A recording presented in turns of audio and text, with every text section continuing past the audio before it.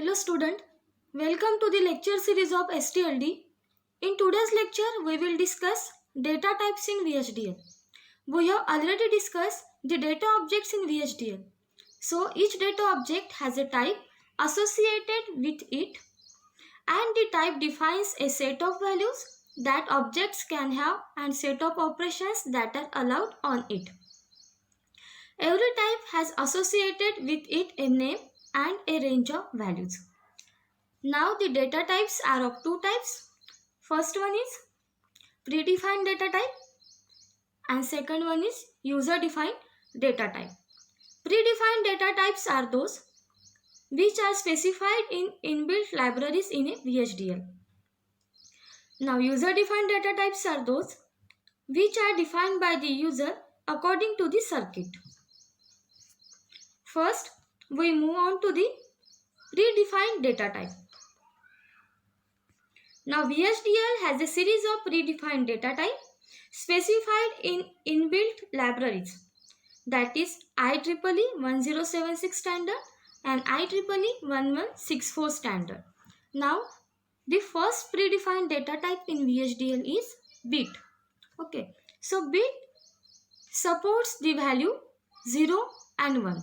We have seen in the previous lecture that entity declaration. Now here entity is driver. There are two ports in this entity, port A and port B. Now port A is input type of port and port B is output type of port, and then end entity. Okay, so in this example there is a port. There are two ports A and B. After that there is a mode, that means input mode and output mode, and then data type associated with it. That means here data type associated with the port is bit data type. Okay, so we have a port A which is of mode input and has the data type bit. Okay, so here what I am trying to say, or what the VHDL trying to say is, this input can take only the value that this data type can cover. Okay, and we know that bit data type can cover only two types of value, that is 0 and 1. So this port A cannot take any value other than 0 and 1. Okay, well, now you will be worrying that if it is a digital circuit, I don't have any other value apart from 0 and 1, right? So that's the question that must come to your mind. So give me a couple of minutes and I will answer to that question. Now the second predefined data type is bit vector. Now bit vector, it is an extension of two-level bit logic to present an array of values instead of single value. Okay, in previous lecture we have seen that in programming we used to write 7 down to 0, 3 down to 0. It means that there we use bit vector, okay, rather than bit, because bit vector is used to represent two-level bit logic or more than it instead of single value. Okay, so the range of n bit vector can be specified starting from 0 to n minus 1 or n minus 1 to 0, or we can say that 3 down to 0 or 0 to 3. Okay, then bit vector value is always included in data type. Also, it is specified in double quote, and arithmetic and relational operators are not allowed in the bit vector. Now the next data type is Boolean. Now Boolean on the other hand has two values, that is true and false. So again it is close to a programming language, but it is very less frequently used data type. But when we have only two types of value, that is when we have only true and false, that time we use the type Boolean. Then the example of Boolean data type is variable error underscore flag colon Boolean equals to true. Now here error underscore flag is a variable type of data object. Okay, now in the last lecture we have seen data objects. Okay, we have seen identifiers, keywords, signal, constant, variables. Okay, so error underscore flag is a variable data object. Okay, Now data type associated with that error flag is boolean, and now the value of that boolean data type is true, because boolean has only two values, true and false. Now the next data type is standard logic. Now standard logic is one of the most commonly used data type in VHDL. So it is defined as a part of standard logic 1164 package of IEEE library. Okay. So if I have a terminal A which is of the type input and terminal B which is of the type output, okay, and I assign it a data type that is standard logic, okay, then A and B can take all these 9 values which I have specified here, okay, all these 9 values, that is from capital U to hyphen, okay. So then A and B can take all these 9 values, which means it could be uninitialized, that is first value which I have mentioned in this slide. Then uninitialized means it have not given it an initial value, okay. Then it could be unknown. Unknown means in this point of time I don't know the value. Then next one, it could be traditional logic 0 and it could be traditional logic 1, okay. Now after that it could be high impedance, which is represented by capital Z. Now I would like to spend 2 minutes on discussing what is high impedance. Okay, now look at this logic circuit. When you say that you have logic 0, okay, so if it's logic 0 at the output, that means you are trying to take in a current, okay, which means you are seeking current, okay. And if the output is 1, it means you are sourcing the current, okay, means you are giving current. So if it is in terms of current, so when I am saying high impedance, now high impedance means that it is neither sourcing nor seeking the current, it means that there is no current, okay. So what it means by high impedance? Impedance means neither sourcing and nor seeking the current. Then you have logic 0 and logic 1, that is capital L and capital H. Again it is less frequently used, and then you have don't care, okay. And most commonly used values are the 3 values, that is logic 0, logic 1 and high impedance, okay. And uninitialized and unknown values are purely used for the simulation purpose of the program.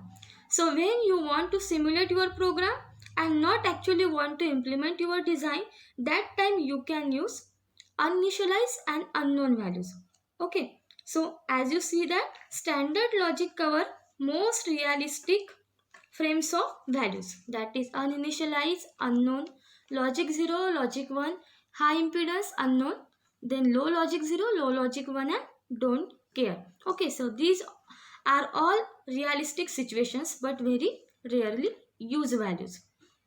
Then next predefined data type we have is integer.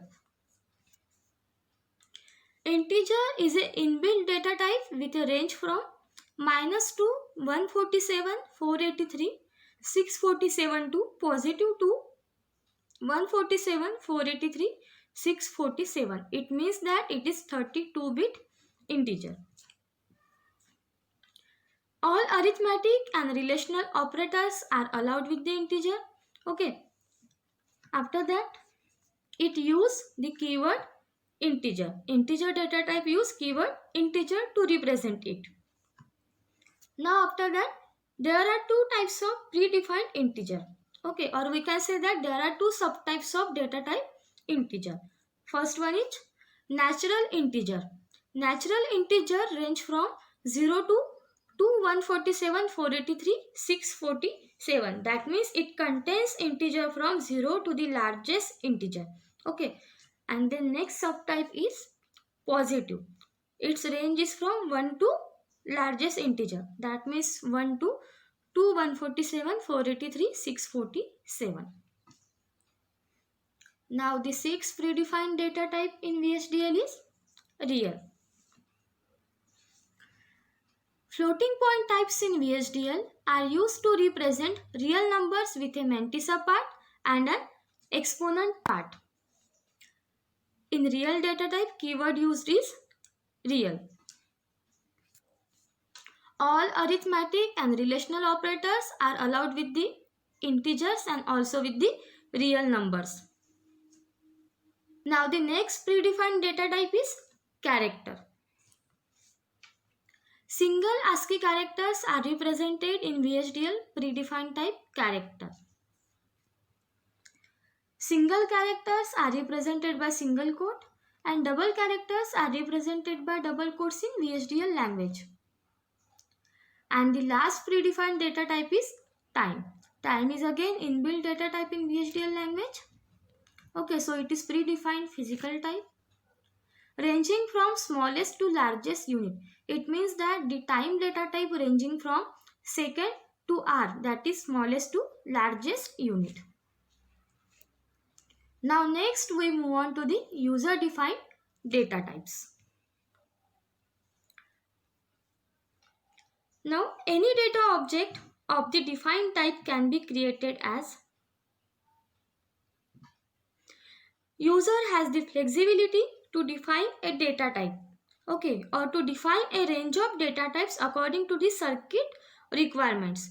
So any new data type can be introduced by using the type declaration, which names the type and specifies its value range. Now the syntax for user defined type is, okay, now you understand user defined data type means in which you can define your own data type as per the circuit requirements. Now the syntax is type, identifier is type definition. That means it specifies the name of type. Here name of type is identifier and range of value. Any data object of the type can be created as signal x colon identifier. Okay, now in data type we have to also specify data object, okay, because data type is also associated with the data object. So in the last lecture we have seen data object, signal object, variable object, constant object. Okay, so signal x, now here data object is x. Okay, which type of data object it is? Signal type of data object colon identifier. Now here identifier is your user defined data type for signal data object x. After that, user defined data types are of 4 subtypes. First one is scalar user defined type, then composite data type, access data type and file data type. Okay, so scalar is again divided into 4 subtypes, which are integer data type, real data type, enumerated data type and physical data type. And composite has 2 subtypes, that is array and record. So first, scalar type of data. Scalar type of data can hold one value at a time. So first scalar type is integer type.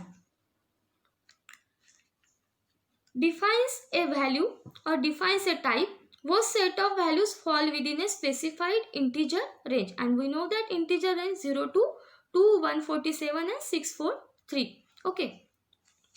Then values of integer type are called integer literals. Now examples of integer type are type index is range 0 to 50. Okay, now we have seen in the previous slide syntax of user defined data type. Okay, so type is a keyword. Now index is your user defined data type, is range 0 to 15. Okay, now in previous slide I told you that user defined data type word declares the name of your data type and its value, that means range. Okay, so now here name of your data type is index and its value, that means its range is 0 to 15. Then next example is type word underscore length is range 31 down to 0. Okay, now again type keyword, word underscore length is your user defined data type and whose value is range from 31 down to 0. That means 0 to 31. Then we can also define subtypes in data type. Okay, so subtype data underscore word is word underscore length range 15 down to 0. Okay, now data underscore word is a subtype of word length data type. Now the range of word length is 31 down to 0. Okay, but in the third line I have specified the range is 15 down to 0. Okay, so this range is for subtype data word. Then next example is type my word is range 4 to 6. Again my word is a data type and its range is 4 to 6. Okay, these all are examples comes under integer type, which is a subtype of scalar data type, and scalar can hold one value at a time. Then object declaration using above types. Now how to declare objects by using this data type, because data type is always associated with the object. Now constant mux underscore address colon index equals to 5. Okay, now constant mux underscore address is a data object. Which type of data object it is? It is constant type of data object. Okay, it means whose value does not change during the simulation of program. So mux underscore address is a constant type of data object. Okay, now index is data type associated with it, and whose value is whose range is 5. Then second type of scalar data type is floating point type. Now real data is a type having range from 0.0 down to 31.9. It means it has a set of values in a given range of real numbers. Okay, and range of real number is 0.0 to 31.9. Values of floating point are called floating literals. Then next we will see examples of floating point type.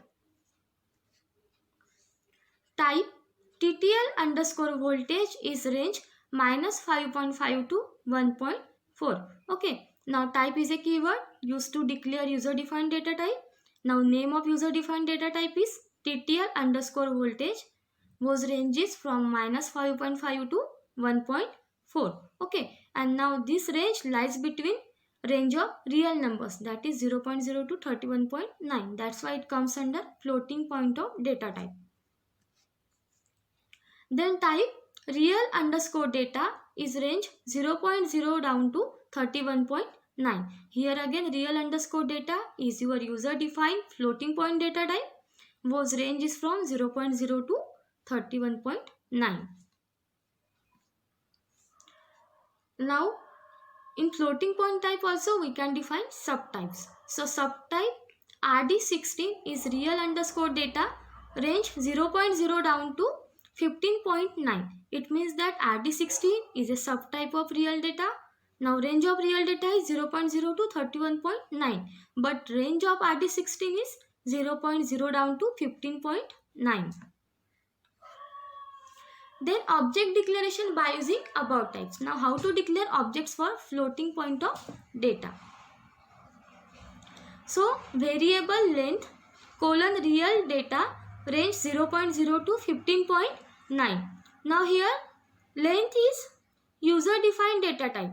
Okay, or we can say that length is a data object. Which type of data object it is? Variable type of data object. Okay, now for the variable type of data object length, the user defined data type is real data, whose value is from 0.0 to 15.9. Then third one is enumeration type. Enumeration type defines a type that has a set of user defined values consisting of identifiers and character literals. Then values of enumeration type are called enumeration literals. The examples of enumeration type are type MVL is U, 0, 1 and Z. Now type is a keyword which is used to declare or which is used to define user defined data type. Now here user defined data type is MVL is U, 0, 1 and Z. Now how to declare objects in enumeration type? Signal clock MVL range from 0 to 1. Okay. Now clock is a signal type of data object. Now user defined data type associated with it is MVL and whose value or whose range is from 0 to 1. Then next data type is physical type. Physical type contains value that represent measurement of some physical quantity like time, length, voltage or current. When we have to represent time, length, voltage or current, that time we have to use physical type of user defined data type. Now values of physical type are called as physical literals. Examples are type voltage is range 0 to 440. Again type is a keyword which is used to define user defined data type. Now here user defined data type is voltage whose range is from 0 to 440. Next one is units, V for voltage. Okay, now units are millivolt is equal to 1 by 1000 volt and microvolt is equals to 1 by 1000 millivolt and end unit. This is the entity declaration. Then second type of user defined data type. Okay, now first we have seen scalar type. Okay, in which we have seen integer, floating point, enumeration and physical data type. Okay, now second user data type is composite type. Now composite type of data type represents a collection of values. Subtypes of it are first one is array data type and second one is record data type. Now array data type. Array type of data represents a collection of value all belonging to a single type, because we know that array is a collection of single type of values. Okay, so in VHDL also array type represents collection of values all belonging to single type of data. Now examples of it: type address underscore word is array 0 to 63 of bit. Okay, now type is a word which is used to define user defined data type. Which type of user defined data type? Array type. Okay, so address underscore word is your array type of user defined data type. Is array of 0 to 63. Array of 0 to 63, it means that it contains 64 elements. Okay, 0 to 63 means 64 elements. Okay, and predefined data type associated with it is bit. Okay, then second composite data type is record type. An object of record type is composed of elements of same or different types. In array composed of elements of only same type of data, but record type is a collection of same as well as different type of data. Now example, type module is, now module is your record type user defined data type. Record size. Okay, now size is your data object. Which type of data object? Record data object. Okay, now data type associated with it is integer. Range 20 to 200. Now critical delay, data type associated with it is time. End record. Then third user defined data type is access type. Okay, now access type is similar to that of pointers in C language. So access type points to an address, a particular type of object, and is useful for accessing dynamically allocated objects. Now the syntax for access type is type ptr is access integer. Type is a keyword, pointer is your user defined access type of data type, and ptr is also used for the representation of pointer is access integer. Now ptr is an access type whose values are addresses that points to object of type integer. Okay, because here we are using data type integer, so it points to such type of objects whose type is integer. Now there are some important points related to access data type. First one is every access type may have value null, which means that it does not point to any object.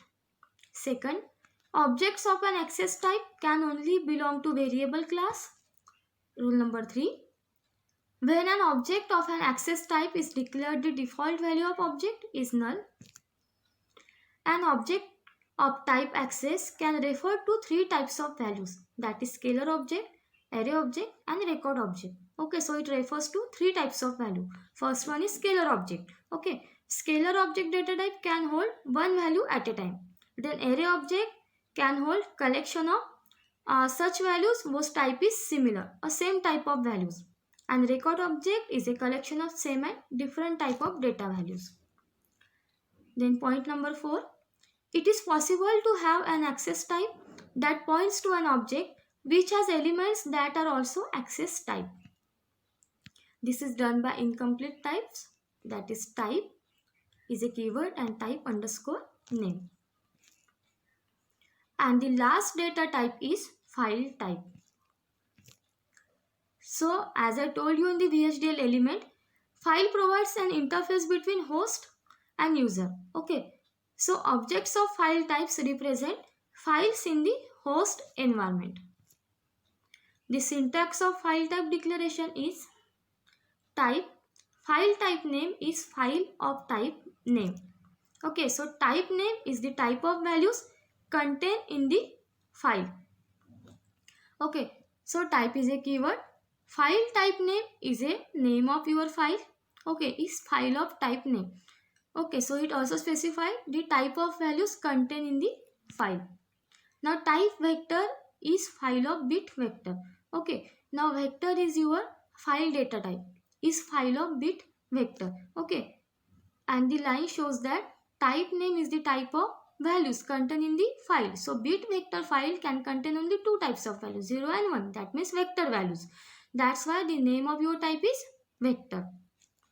Then type names is file of string. Okay, so string contain names and characters. That's why here name of your data object is name.